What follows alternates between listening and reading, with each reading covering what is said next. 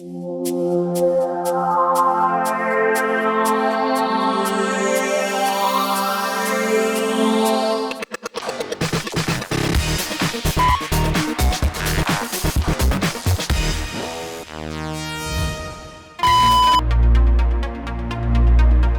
the visual arts have a product in mind already. We have a technique in mind already. We have and so it was just a matter of sort of mining what we already knew and getting in there and kind of writing backwards, kind of writing that to reflect what we were already doing.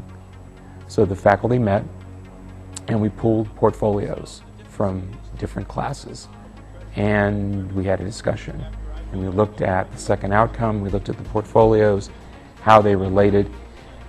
And that's when the light bulb went off for me, because I realized my colleagues were sharing ideas, my colleagues were sharing strategies of teaching, we were all sharing. And I thought, okay, this is what this is supposed to do.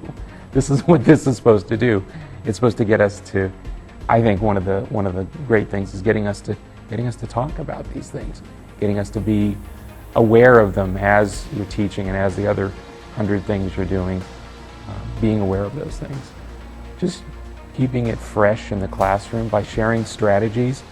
With the meetings we had, people said, oh, how do you do this with critiques? We were talking about critique process. How do you do critiques? And so we each explained how we did the critique process. Oh, someone said, I never thought of doing that. Maybe I'll try that in my next critique.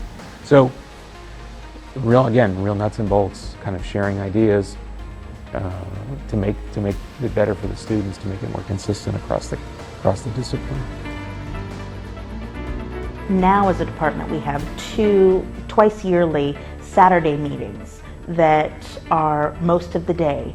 And at those meetings we work to make sure that everybody in the department is meeting the student learning outcomes for each of the courses.